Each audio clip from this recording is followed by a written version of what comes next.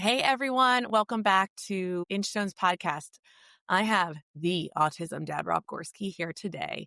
Rob and I connected actually probably like 2 years ago. And he said, it's nice to meet you. And I'm like, this is what happens in our world. We are so sensory overloaded that even the people that we're like following or not following, I mean, we are absorbing so much as autism parents. And one of the things I think Rob's platform does so well is responding in the moment to the fullness, the bigness, the energy consumption of being a parent of children with autism. And, you know, I think you and I sit very parallel and get a lot of comments about how raw we are, how we're very honest, maybe sometimes too heavy. And in a world that seems to want to erase the realities of very real things, Yeah. like the facts of our lives, tell me how you felt you've risen to the ability to go, yeah, I'm all that and what I'm here to do. Because I Wow. believe All right. when I found your work years ago and then sat really parallel on a journey, there was something so powerful about going, no, he's saying it. He's saying it. And a lot of us are living something very similar and no one wants to talk. Yeah. Well, first of all, thank you for having me and for not being offended. Like I have the memory of a goldfish sometimes. I have a It's a very memory of a gnat. brain. Mine's smaller. I'm a gnat. Okay. You win. I never thought about that. You got it. That's a really good question. I'm not even sure. I'm not even sure how to answer that. Well, could you ask me the question again? So I guess my thing was, how do you respond to the community that we both serve in some capacity, or the people that stand close vigil, or the people that take in your content about your actual lived experience being seen as too raw, too heavy, too Yeah. honest? All right. What is that? Because as people that sit in this advocacy world with a public voice, is it par for the course? Well, that's a good question. So to be completely honest with you, like I've been doing this for a really, really long time. Mm-hmm.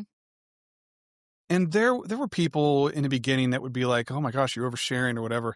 And okay, I mean, I was learning as I went. Like I never intended to do any of this publicly. My whole thing got started because back when my oldest, was diagnosed, there was nobody talking about stuff online, right? And so I started this what I thought was a private journal, and I was like dumping all my emotional baggage there. And like not I mean, stuff that I realize today isn't bad or embarrassing or anything. It's just like the reality of what we're feeling. And I assumed because I had to sign in to write that you would have to sign in to read, and I just wasn't going to give anybody, Right. whatever.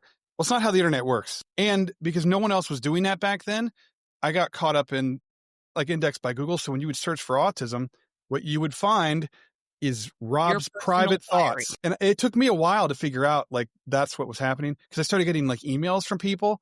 I couldn't figure out like, how do you know that? You know And I this. got, You're like, oh my God, the Matrix is real. They're well, inside my mind. I'm thinking like, is there like a camera or something? Like I had no idea. I was so naive to how it worked. Yeah. But there was back then it was more shocking because there wasn't anybody doing this. And so there was some pushback about people being uncomfortable with saying certain things about kids that have a Mhm. diagnosis of autism because they're like, oh, you shouldn't say that because they're autistic.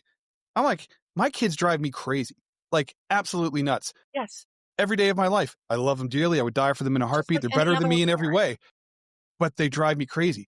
And that's because they're still kids, Mhm. right? So I don't feel like there's anything wrong with, talking about my experience with my kids like any other parent would talk about their experience with their kids. Just because they have a disability doesn't mean that they shouldn't be, treated equally or they're not going to fall down that same path that kids do for parents, and drive them crazy or frustrate them or whatever, because that's like normal stuff, Right. I right? mean, that's what I always think is so interesting about sharing the highs, lows, small wins, big wins, milestones, all these things is like, at the end of the day, as a adult raising children, there's like statistically proven things that we are going to experience: frustration, empathy, loss, all these things. They're just in a different capacity but they still happen. And I think that this whole like masquerading of, wow, like, autism moms or autism parents, like that we shouldn't feel those things at Oh, all. yeah. That we should show the world our truth, but not act as like Saint Rob of Ohio. Yeah. And I'm not here to be a martyr to it. I really am not. I'm really just hoping that someone else goes, "Oh, I'm so glad she feels and experiences this too." Yeah. And that's the thing, because I spoke out about this. So there's a lot of people that are like discovering me for the first time, right? Hmm. And Yeah. wanting to like, they make a lot of assumptions and whatever, and that's fine. I don't care anymore. But I spoke out recently about some of the things that are going on around us and concerning our community and whatever. I had people attack me because I don't know in their view, because my kids are doing pretty well right now, that I don't know what it's like to struggle, Mm, or I don't know what it's like to experience, higher support needs. I'm like, 5 minutes of research would answer that question for you. right. And so I Right.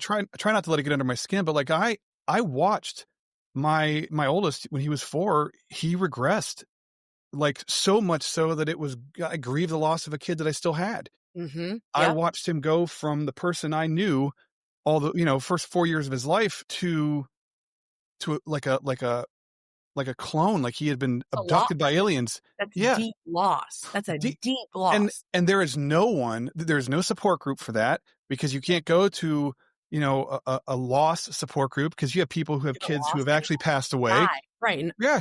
And I don't feel like I qualified for that. I didn't want to complain about something that there's a lot of people out there who would give anything to be in my shoes, right? But it doesn't invalidate the experience that I was having. And I try to explain to people that, like, everything is relative, and if we don't share openly and honestly, even within your comfort zone or whatever, but uh, there's going to be people who benefit from it mm-hmm. and feel connected or validated or seen. I think a huge problem we have currently is there's a large segment of people in this community who don't feel seen and heard, and haven't felt seen and heard for a long time. Yeah. And I'm aligned with a lot of them. yeah, I mean, I worry. Well, I have a lot of concerns about that, but I've been advocating for that for 15 or 20 Yeah. years, however long it's been. And just because our experiences are different doesn't mean that there's nothing to learn, or that we can't be supportive. And, there's a lot of scary things that are happening right now, and it shouldn't matter whether your kid has high support needs or fewer support needs. We're all part of the same community, and we all need supports for our kids. And if it's impacting you, it's impacting me, right? I mean, like, it's, we have to understand that, uh, there are people in our community who experience autism not as just quirky and weird, right? It's profound, and those people need support. And if every time people speak up and they share that side of things, there's always pushback. Like, oh, you're just looking at the negative side, or you shouldn't feel that way because they're your kid, or like nonsense stuff. Like, we're human. We're going to feel all kinds of things. Um, I guess I've been doing it long enough that I don't care what people think. Mm-hmm. It's like, if someone comes at me and they're like, "You're oversharing," okay, then don't watch or don't listen. Like, I'm not going to lose sleep over it, because I know there's just as many people out there who needed to hear that, or needed to know that they're not the only ones who are frustrated or upset or angry or whatever, and that it's okay, or that you can go through all of those struggles, and 5-10 years from now, it may not be the same way.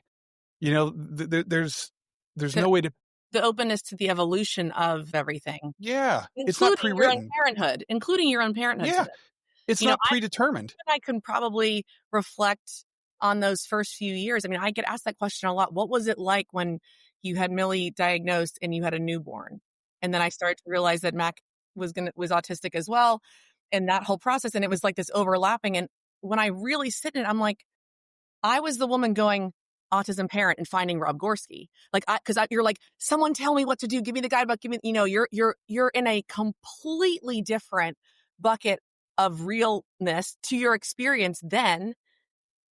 10 years later, for you too, 15 years later, we are different without a doubt by what has shaped us through that experience. So it's good to find models of resilience and models of parallel life journeys. And at the same time, own yours and know what you can and are okay to share and ask for. Yeah. I always tell people, I mean, you don't have to share the way that I do. I mean, I know that I have overshared in the past, uh, especially when my kids were younger and weren't impacted by anything. As they've gotten older, I've had to pretty dramatically shift how I approach things and make it more about the parenting aspect of it, and I mean, they still love to be involved in all this stuff, but I don't do anything without clearing it through them now, but it matters, Yeah. because even when my kids share something, there are parents out there who gain an understanding of what their kids might be experiencing, Mm-hmm. and so it's so important that we, if we're comfortable with it, that we feel that we can share our stories and our journeys in an open, honest, transparent way, because anybody that tells you, anyone, and I've had debates with people about this, I don't know why I waste my time, but I never get upset with my kids because, they have autism and they just deserve me to not yell at them or be frustrated. And like they come down on the people who do feel frustrated at times. And it's like, you're either lying to me or you're lying to yourself, because there's no way that you don't experience frustration. Well, yes. Or, I mean, and to tear other parents down because they're openly expressing that, yeah, this was really frustrating for me, but this is what I did. It's not a reflection on our kids. It doesn't mean like if you're frustrated with your kids, it doesn't mean they're bad kids.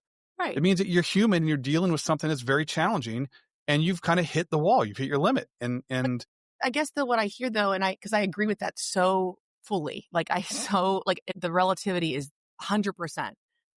When I really, really step back though, and I think that we're aligned in this, and please feel free to engage, there is a problem systemically with how we're talking about the high and low support needs.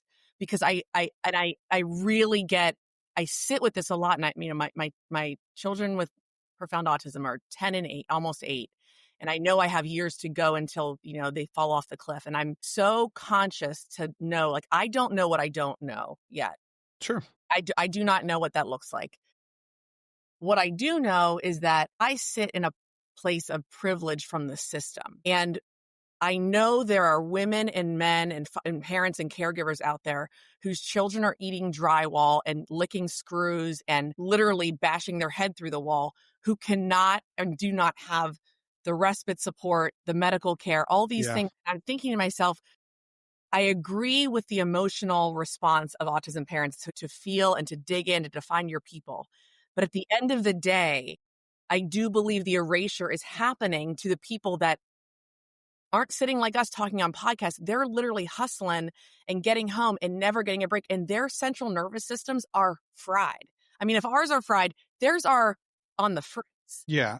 And I just keep going back to, this is a problem with the system. This is not a problem with our children.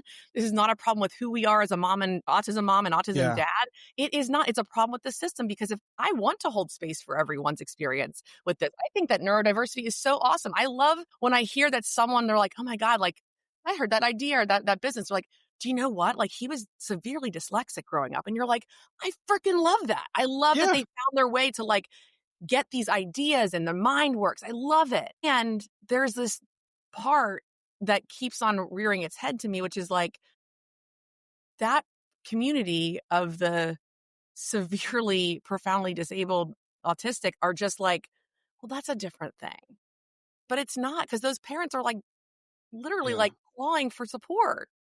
I think, yeah. And part of it that I have experienced over the years is, there is so much tension within the autism community, right? We fracture off into these groups, right? You have your high functioning, or what used to be considered high functioning. So like your level 1, maybe level 2-ish people. And then you have like your level 2-ish, level 3-ish people who are impacted profoundly differently. And then you have autistic adults who are capable of advocating for themselves, which is great. But the problem is that we tend to assume that everybody else's experience with autism mirrors that of our own, and that's not the case.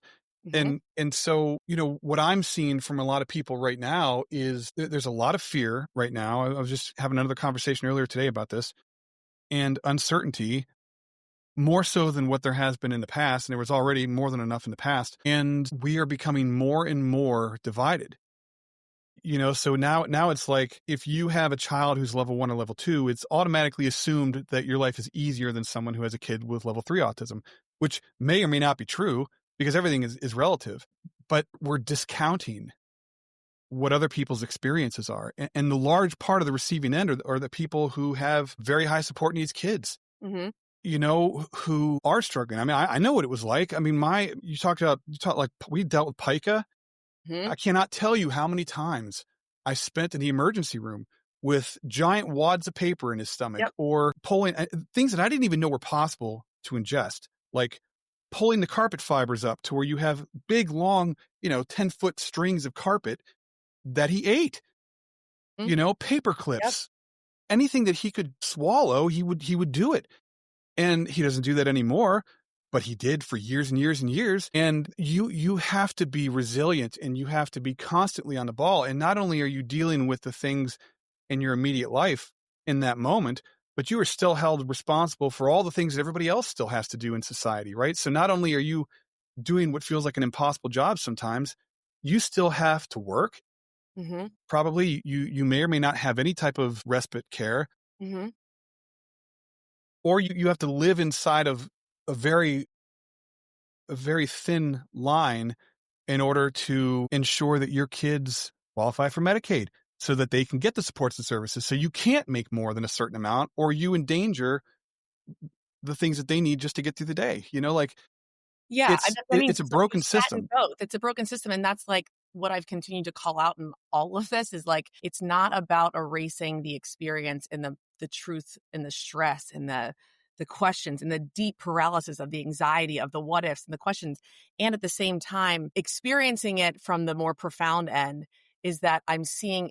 Do you think that there's a quiet privilege with being a digestible quirky autism versus the undigestible realities of the deep end of the spectrum? That's a good question, and someone will hate me either way. I mean, having 3 kids who are in, my oldest is more profoundly impacted. So I feel Mhm. comfortable saying that, like, I think, oh man, I don't know. I think everything is relative, but I do think that there are challenges associated with higher support needs, like my oldest, that I don't have to worry about with my other 2. But on the flip side of that, there's things that I have to worry about with my other 2 that I don't have to worry about with him. So Mhm. it's not so much like it's not a one-to-one comparison. There's challenges on both ends, but what I found with him specifically is that it is absolutely exhausting. Like Yeah. exhausting. I Yes. just, he moved out about a year and a half ago. He's come a long way from everything that he's been through. He's come. I just lost you. Me? Hello? I'm here. Okay, I'm here. Sorry, Okay. the browser Weird. minimized. That's okay. He's come a long ways. So people make assumptions like, well, he's able to move out. So you don't know what this is like. You have no clue what this was like, reddish brown, right? I had hair. I had a career. I was a fire medic. I mean, there's all of these. I was married for 18 years. I mean, there was all of these things that, like, I get it, but just because that's not so much what the challenge is today doesn't mean that I don't know what it was like to experience it, right? Because like I'm on the farther end right now. Right. And so I think that what I hear you say and what I know that I live is like profound disability doesn't bend to our emotions. And so I think when people say or express like around the holiday, I guess it was like around like Easter, Passover, April, RFK said that all the inflammatory stuff. And like I saw some profound autism moms like showing like, I'm not at church right now because like this is my son. And there was like exploitive nature of like showing the meltdown, showing the disruption, showing the harm, the self-injurious behavior. And I sat with that so deeply thinking, I know that there is such sadness and anger and that exhaustion is so real. And then you think about the relative nature of it. People are so uncomfortable with seeing the extreme, like Yes. seeing and hearing what you just shared about, like he had a wad of toilet paper in his stomach. Okay. This is not him just eating chicken nuggets every day and you worrying about his health. This is like severe systemic to his system Yeah. issues that we are not allowed to say because people go, yeah, that just sucks. And wow, that's a lot for him. But like that's traumatic. That enforces that becomes these like core memories of your parenthood. And then when people live that over and over and over again, that's just their norm and it never goes away. I know, because I read all these comments from, parents, mothers, caregivers of like older children, like that never leave and are full-time care. Like they're basically saying like, we're not the same. And I think that Yeah. that's like, I feel like we can't keep flattening it. We have to somewhat divide. I mean, I love that the Princeton study came out. I think that it showed the different, sort of parameters of autism, where there's like ones that are broadly affected and ones that are less effective, because it at least gives some categorization to like low and high support looks so different. Like I'm someone like, if you told me right now, Rob, you're like, Sarah, we have a gig. We're going to go speak to some Japanese moms tomorrow and we're bringing the kids. I'd meet you in China or Japan. I would meet you and I'd be there and I'd get it done. And I'd be like, we freaking got to China. And cause I know I can do it. That's just me though. I was raised in a family that goes and moves. Like there's people who need to go to the grocery store and That's can't. what I'm saying. So what I'm saying is that using the facilities of what make us innately who we are, or is what we can inspire to say like, my children have high support needs. I can still address things because of who I am, not because of they have high support needs. Now I'm going to just ruminate about their high support and I'm going to find things to confirm that this is the hardest thing in the world. And I'm going to find the emotional biases that say, I actually got really, really charged about, did you see those superheroes that were coming out? I remember everyone was doing like, like if it was like, you put into Chat GPT like a description of your picture. Yeah. Okay. Yeah. And you put in Rob Gorski and it puts out this vacuumed autism dad. Okay. Superhero stuff. Yeah. So some magazine in our neurodiversity world put out like the autism mom. Okay. And it was one of those things I'm like, oh my God, this is what the system is doing to us. It's affirming that we're exhausted. It's affirming that we look like we're schlepping around. It's affirming that we're 30 pounds overweight. It's affirming that we've let our selves go. Yeah. And it bothered the heck out of me because it's assuming and it's confirming what they want you to do, which is to feel bad, to complain, to not feel like you can rise from this and to find a way to get through and not sit in this like depiction of what, oh, well, yeah, my life's over. I'm going to isolate and like, this fucking sucks. I think the system does it to us. We're like being told we should do that.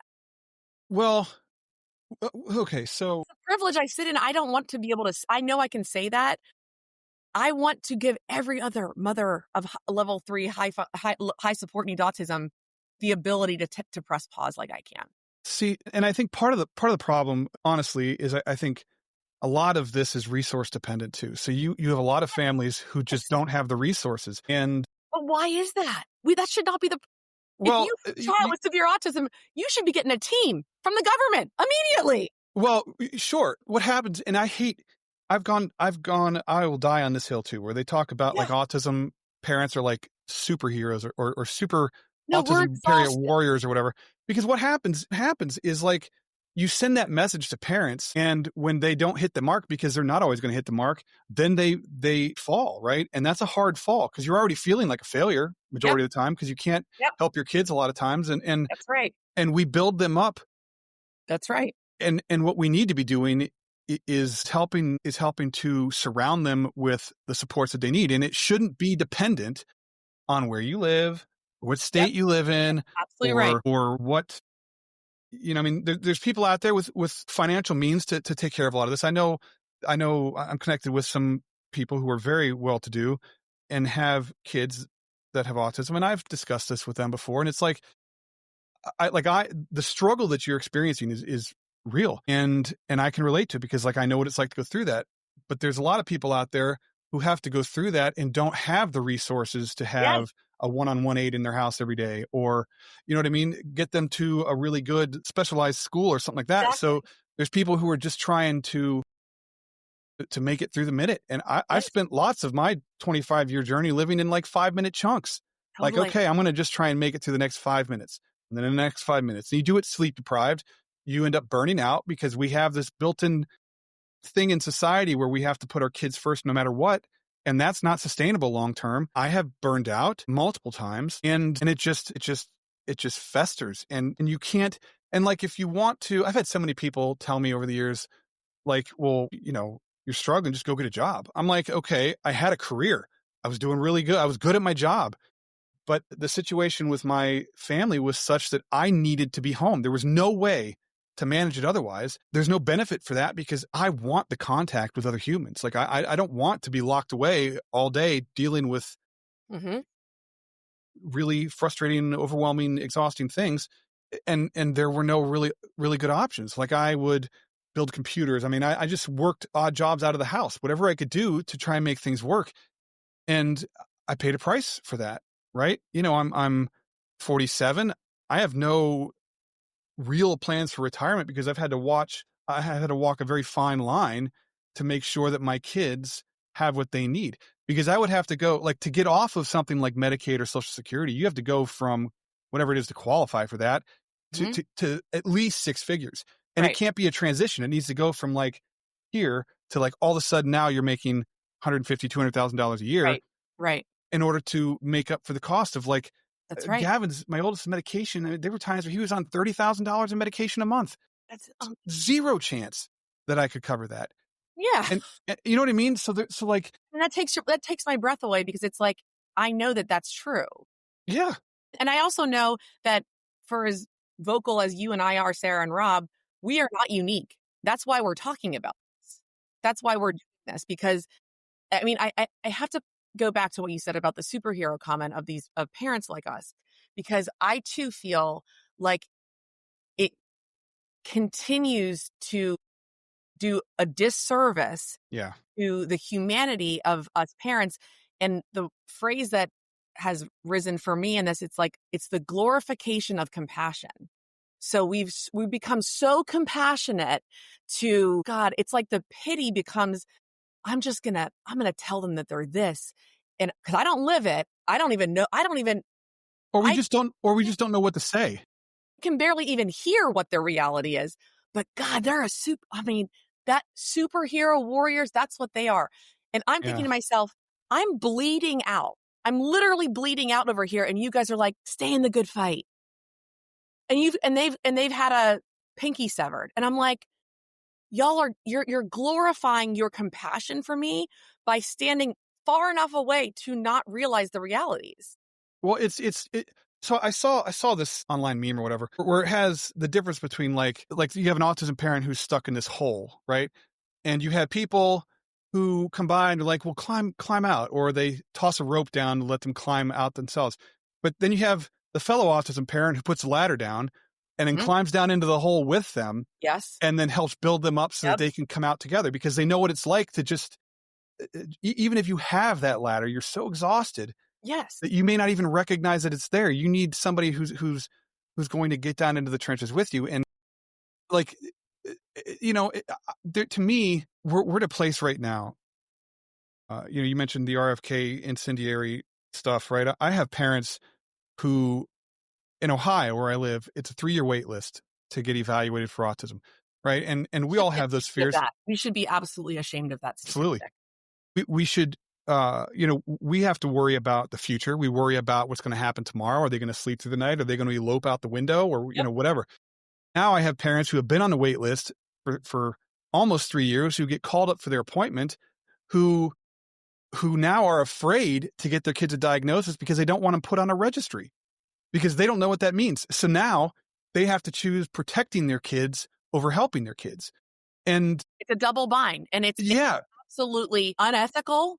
It's yes. it's it's not transparent, and it puts parents that are already in such a marginalized state of emotional exhaustion in an even tougher situation. Yeah, lists of people have historically never been a good thing. It's really probably Right? not a good thing. Yeah, and so now you have even just a 3-year wait list. We beat into parents' heads about early intervention and the importance of Exactly. this, but you can't get the services that you need without a diagnosis. You can't get the Yes. diagnosis because there's not enough people out there diagnosing, and then you can't get insurance to cover anything without the diagnosis, right? So like I mean, you're you're stuck. literally self-licking the ice cream cone, and you're like you're just constantly like a dog Yeah, chasing and its tail. You're yeah, literally it's never gonna happen, and there's no and the biggest thing that, again, it's the R word, it's like relief. Like, there's never a sense of relief when you're not believed, you can't make motion, and the actions that you wanna take that have been proven to help are you're being met with a wall. yeah. And then you find people like you and I, again, in different capacities. It's like, all right, I got a brick wall. I'm going to start chiseling away at it. And I'm going to start picking every little brick off and every little bit of cement. And I'm going to find my freaking way through that wall. And then, but time is the only commodity we can't back. So cannot get back. So then you're left with exactly what you said is 3 years later, well, we're not even in the same situation now because the behaviors of my child has grown because I Which fed makes and watered them. And, fed water them. I always say, like, when people are Yeah, like, "God, kids have gotten so big," I'm like, it's amazing what happens when you feed you and feed and water. water your kids, Yeah. and the things that were workable or manageable when they were little kids become much more difficult challenges as Right. they get older. That's right. And, it's like being a parent to a child with autism is hard, period. There are challenges that as bad as my situation was, as challenging as it was, there was never a day that went by that I didn't know that there's someone out there who's struggling Me worse too. than I am. 100%. And what I took from my experience was that I've experienced enough to recognize that, right? Because there's people out there who would always invalidate or try to invalidate what I was saying, or they didn't believe it or whatever. And it's like, you don't want to believe it, don't believe it. Hey, you don't have If I wasn't living this, I would not believe that he would have eaten 6 exactly. paper clips, or Exactly. I mean, like, peel the paint You off his have to wall. withstand your presumptions, assumptions, and statements over someone else's lived experience. And I know that that creates a lot of discomfort for people, though. Like you said, people come to you and they're like in disbelief, and you're like, I just want to remind you, why would I ever share this about my child, have it be mirrored back to me by hundreds of other parents going, God, that's happened to me too. He swallowed 4 dice thinking it was like a chicken nugget. And people are going, wait, really? I mean, there's no, And it flipped that around, and you have people, like level 1 or 2 people who have maybe significant challenges, but it doesn't look like that on the outside, right? So they're trying to get help, but they don't, the kid doesn't look like they need help. And so they're struggling to find resources simply because the kids are judged by how they appear on the outside. Like my oldest, the one thing that makes it easier for him is that you can't meet and speak with him without knowing that there's something going on, right? So like if you started to have a conversation with him and he said something weird or mildly offensive because he just doesn't understand like the context or the meanings of certain things, you would be like, okay, well, he's obviously dealing with something, right? So you don't just whatever. But if one of my other kids were to do that, you would react to them like they were anybody else, even though there's still emotional delays or anxiety or depression or ADHD, things that impact that. So like the advantage to Gavin, in a sense, that makes him a little bit easier is that I don't ever have to prove to people that there's something going on because they can just look at him and see. well, then I think, though, Rob, is the emotional impact of any lived experience of an autistic person or, the mothers and caregivers of profoundly autistic children. Is the story dependent on people not looking at the hierarchy of needs? Are we trying to say like there is a hierarchy of needs? I mean, at the end of the day, like maybe that's where this sits, where I really believe that it's not dividing the community. It's like saying we need divisions to qualify and quantify the care, or this all is privatized and like it's capitalism, baby. And like that sucks. And I don't want that. Well, I think the overarching problem is that we're cramming an infinite level of combinations of people under one umbrella term of autism, right? And And uh, I mean, I have an issue with that for one thing, because I would like to think that, what my oldest is dealing with is same diagnosis for the most part, but impacted in a profoundly different way. But yet on paper, it's autism. And so, like, how are we supposed to understand or even educate the public as to what it is Hmm. when there's no poster child for autism, right? Exactly. There's no example. Like, if you're diabetic, you're diabetic. You're 1, 2, or 3C or whatever it is. If you are left-handed, you're left-handed. If you're right-handed, you're right. I mean, there's like, you can quantify that, right? And it can be proven. Like with autism, everybody is so profoundly unique, just like everybody else, right? So the combination of personalities and maybe some of the challenges or the way they're wired can present in a very different way. Yes. And yet it's still the same diagnosis. And I think even parents have a hard time with it. I think autistic adults have a hard time with it because, I've had people come after me for talking about how autism is a struggle or how I'm exhausted or frustrated or whatever. And you can have self advocates who are capable of self advocating, uh, who have had a rough life, maybe. I don't know all the details of their lives, but there's even judgment there. It's not an inconvenience. You shouldn't say stuff like that. Like, but it's like, what? A, you're not a parent, most likely. And B, you're not walking in my shoes. Like, you don't know, if I'm advocating for, some of the challenges that we're dealing with so that people understand that this is what can go on in someone's life, Hmm. it doesn't invalidate what your experience was. It's just showing what someone else's experience is. I've never tried to take that away from anybody. Just like I don't think you have parents who will go back and forth about, well, you're not, my kid's mainstreamed. Why can't yours? Like, what are you doing wrong? Yeah. And it's like, okay, well, they're not the same kid, Yeah. right? So I'm doing what they need. And if that's what your kid does, fantastic for you. But like, that doesn't mean that I have to be doing the same thing or that my kid benefits from the same thing. Right. There's Right. just there's too much infighting. And then you have like the RFK crap that they've been spewing out now. And now you have a group of people in our community who have not felt seen and heard for a very, very long time now feel like they're being recognized, Right. right? But it's by the wrong people for the wrong reasons. And as a community, I feel like we have failed each other because we have allowed differences to divide us. And we have become so tunnel visioned in what our own experience is that we Then. Yeah. invalidate or dismiss people that we just don't understand because it's not our experience. We have to stop that. Everybody belongs. If you have an autism diagnosis or you're someone who works with autistic kids, maybe a special ed teacher or whatever it is, like, we're all part of this community, And if someone is struggling, regardless of whether they have a kid with level 1 or level 3, they need support. Maybe it's different. Maybe the intensity is different. Maybe the challenges are different, but it's exhausting for them, I know. and we just need to be sensitive to the fact that, like,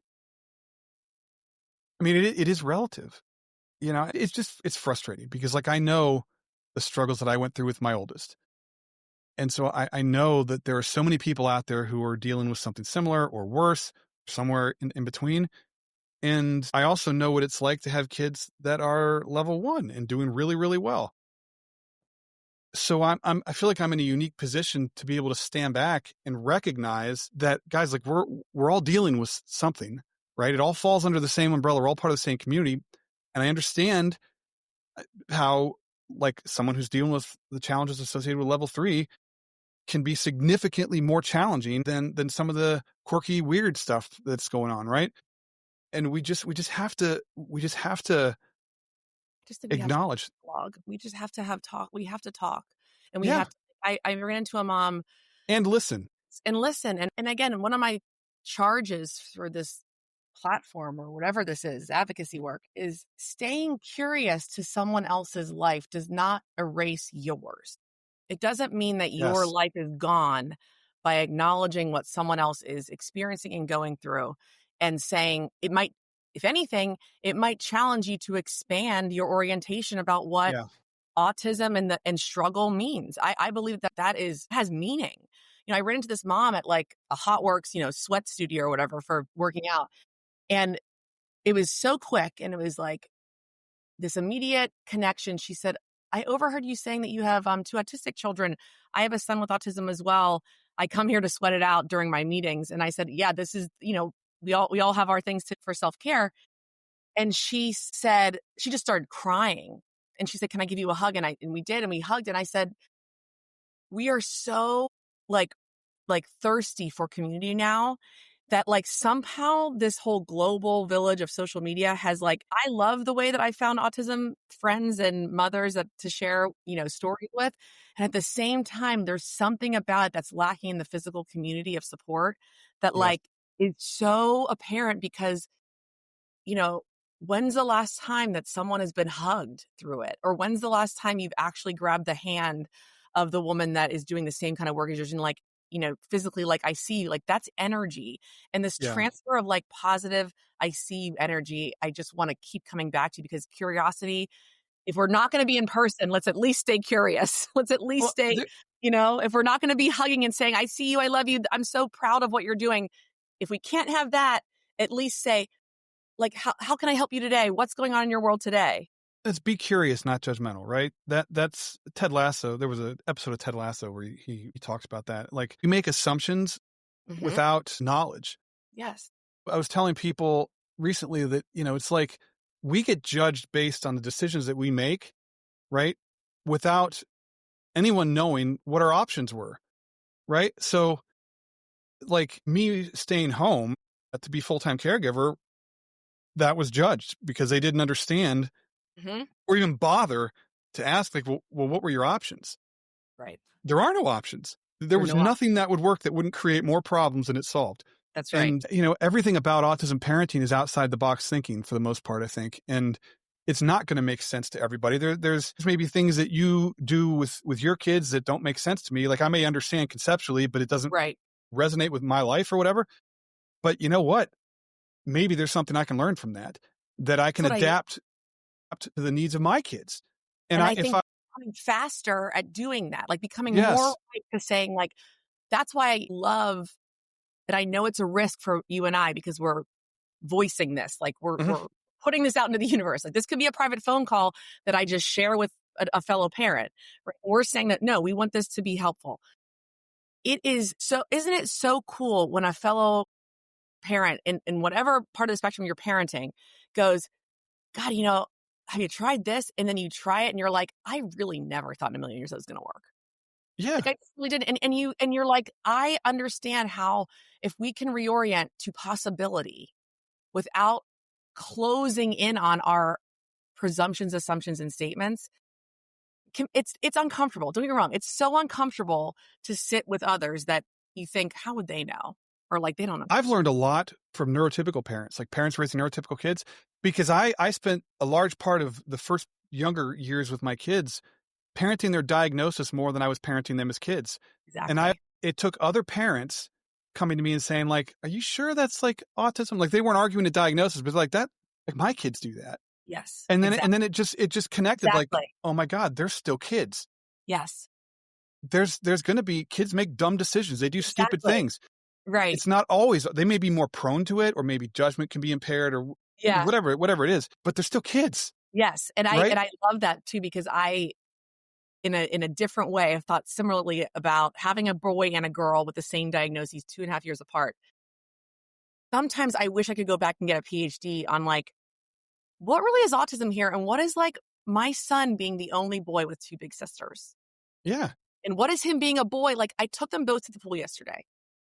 My daughter is just so sweet and just puts her letters in a row, and she's swimming. And, she has her outbursts and she screams because she doesn't have her talker and whatever. But my son is thrashing in the water. Thrashing. He is thrashing like a wild, feral puppy dog. Like having fun kind of thrashing? Or because that's what little boys do. Sure. Right? And so there's this, to your point, like, you live in the diagnosis so much. And I'm like, I can think to myself, this is really good. He's getting all that sensory input, all this stuff. Yeah. Or maybe he's just a little boy. Maybe they could both coexist at the same time. Exactly. Like, maybe exactly. Give me most little kids or boys that you toss into a pool are going to splash. They're going to throw water, dunk it, like do all the stuff that kids do. they may do it like with my kids when they were younger, they would do all of that stuff. They didn't always understand the social aspect of it, like when to quit or when was too much or reading the room. And that can complicate things. But the bottom line is they're still doing or trying to do things or have the same needs Correct. as other kids. Yes. And there may be challenges that interfere or that exacerbate things or make it more challenging or harder or whatever, but they still have those same basic needs for connection and acceptance. And, it's very easy. And the world at large sees our kids and they see the autism.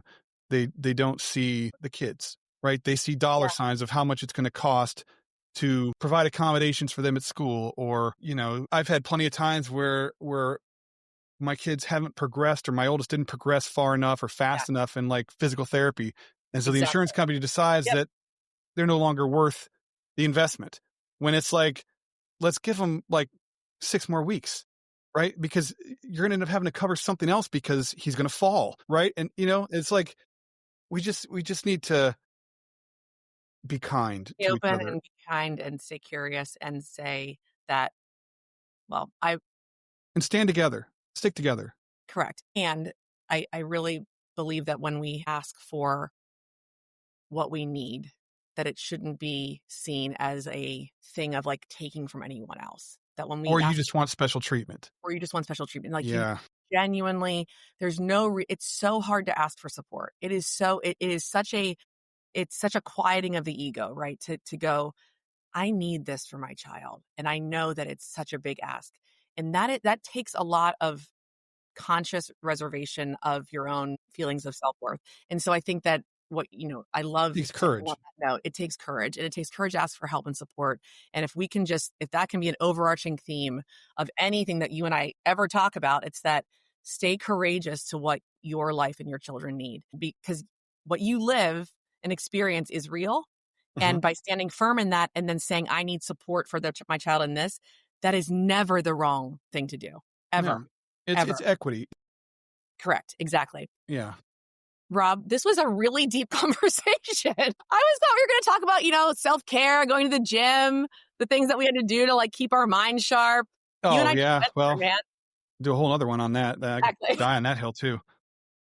Well, thank you very much for your time. You have, and the quote says, we're all like currently any leaders are standing on the shoulders of giants. And you have really been one of those giants that allowed me to realize that sharing and asking questions and discussing profound autism was a worthy cause from my heart and soul. So thank you for what you've done. Thank you again for having me and for everything that you're doing, because it matters. And connecting with like-minded people is never, ever a bad thing. I don't think so. It is not. All right. Well, Rob, thank you very much. Back to our busy, wild, and I'm going to go find my allergy eye drops because exactly. Well, until next time then on the Inchstones podcast. See you guys.